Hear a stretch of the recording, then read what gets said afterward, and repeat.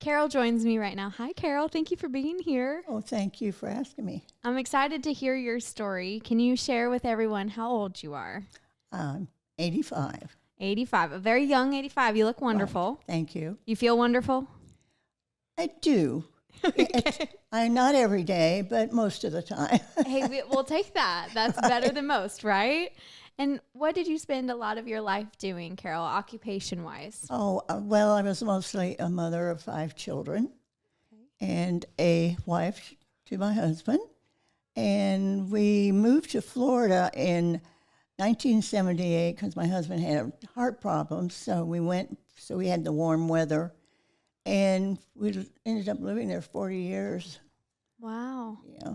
How long were you and your husband married for? If he was alive today, it would have been 66 years, but it was 56 years when he died that we'd been together. Were you guys high school sweethearts, or how did you meet? Huh? Were you high school sweethearts, or how did you guys meet? No, I met him in college. Okay. Yeah. Was it a fun love at first sight? You knew? No, because I was on the stairs and I was coming in the door to the classroom, and he was coming the other way, and it knocked me down. He knocked you down. Yeah. And you still said, Anyway, yeah. I'll take him. Yes, exactly. Okay. Was that the first moment and you guys started dating after that? Or Yeah, because I didn't know him before then. He was a year ahead of me, and so I didn't really know him. I might have seen him in the halls or something. What were you studying in college? To be a teacher. So did you end up doing any teaching? No, Or? I had children instead. Okay, and became a stay-at-home mom. Right, taught my children, I hope. Yeah. Were they homeschooled or they went to school? No, they Okay. aren't. But I hope that we set a good example for them and made rules that, they abided by. And how many did you guys have? We had 5. 5 children. Yeah. That's a lot of kiddos. Was that always the plan? No. My mother had 9, and I knew that I didn't want 9, and I didn't even really think about 5. 4 was the idea, because I had 2 boys and 2 girls, and I thought, well, that's the perfect family. And but then when we moved to Florida, probably because maybe a little homesick or whatever, I got pregnant with the 5th one. Is there a big age gap between the 4 and that one? Yeah, there's, let's see, Mary Beth, who works here. She was 8 years old when Jennifer was born. Okay. So it was like an 8 years. But I had a 16-year-old daughter, and it was almost like it was her child. Really? Yeah, we'd go out and like to the pool or whatever, because she always was with her and looking after her. And they all thought I was the grandmother and she was the mother. You're like, no, that is my child. Yeah, it is. I mean, if you want to take over, you can. And now, do your kids all have grandkids for you? Yes, I have 11 grandchildren, and I have 2 great-grandchildren and 1 on the way. Wow. Yeah. What's that been like for you to get to see the different generations now? It's good. I really enjoy the great-grandchildren, especially they're small now. They're 5 and 3. But it's so much nicer. They're not yours, and you don't have to.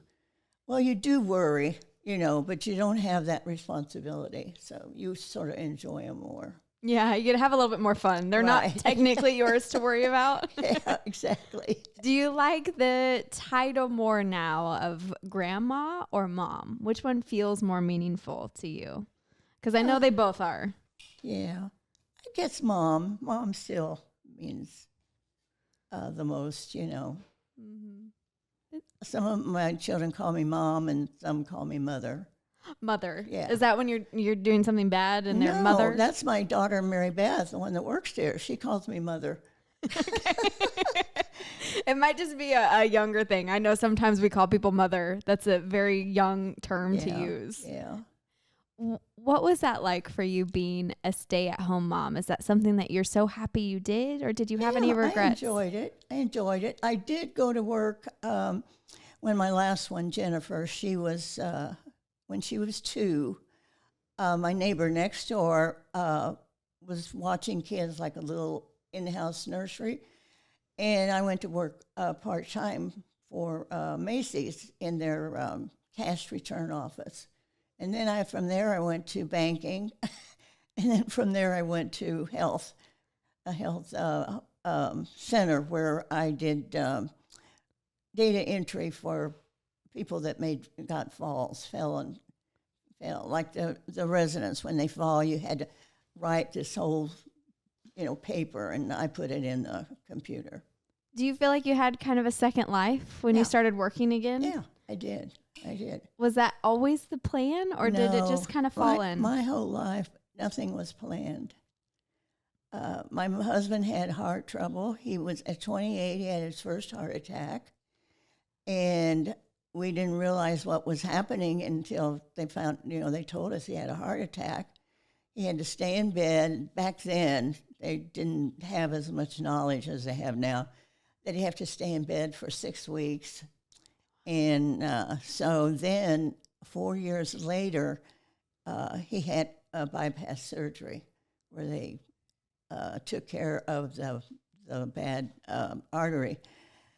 And then 20 years later, he had open heart surgery.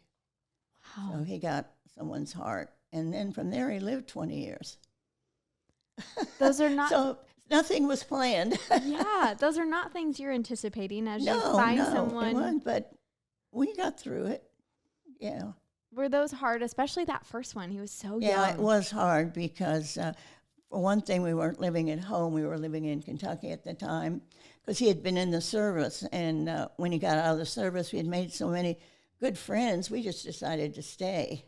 And so there wasn't anybody really around to help, And I had my oldest daughter and my oldest son were babies then. So, it wasn't easy then, but we made it. And you were also a military spouse. Yeah. What was that? Although he was just a lab tech at Fort Knox, and he never was sent anywhere that was dangerous or anything. He just worked on animals and, all that stuff. Well, I'm happy you didn't have to experience that too, and then he has the stroke. Yeah, I'm happy too. Yeah. And when you lost him, what was that experience like for you? Because after being together for so many years, that's all you know. Yeah, that's true. What was that like when he passed? When he passed, well, my friend passed, my husband passed. I still have the regret that he's not around where I can confide in him, tell him things that I'm excited about. When I was in Florida, I did, when I was in Franklin, I did Eucharistic minister, and I took communion to people in the hospital, and I took it to this one lady, and she was somebody we had known when we were in college. Wow. And I just couldn't, in my mind, I couldn't wait to get home to tell Larry. And he wasn't there. He wasn't there anymore. And that hurt. So I regret that he's gone for that, but I know he's in a better place. And his name was Larry. Yeah. Larry. What was your favorite memory that you had with Larry? With Larry? Well, we went fishing in a secluded pond on this farm, friend of his, and I was pregnant with my first child. So I was out to here, and I got chiggers all over my stomach. Oh. It was ugly looking all over. And always blame him for that. I would too. He's the one that took me. Yeah, that's his fault. Yeah. Did he take the blame for that? Yeah, he did. There's a lot of moments with him, too, like when he came out of the surgery, getting the new heart and seeing him there. And he was hooked up to so many machines, so the heart would not reject him. And those were really happy moments, so. Mm-hmm. Yeah, we had a lot of good moments. What was your favorite quality about Larry that really made it like, this is going to be my husband? Okay. He was very gentle, soft-spoken, very gentle. I'm not that way. I mean, I can be gentle, but I'm not soft-spoken. And it would be his honesty and patience. Mm. Yeah. And those are really important quality traits when your kids were looking for partners. Yes. Were you like, they have to be like Larry? Larry's a great No, example. but I hoped, but I didn't put any, preference for them. Yeah. When you look back at your life, you were mentioning the regret of not having Larry there. Were there things personally that you ever had any regrets of? I'm trying to think. I mean, it was a big void in my life, although I still had the 5 kids that kept me busy. I mean, they were grown, going to school, and some were married. But it's just a void when you spend that much time with somebody. Mm-hmm. And it's hard to get used to it, but it does with time. Do you feel like it did over time start to feel better? He's been deceased for 10 years now.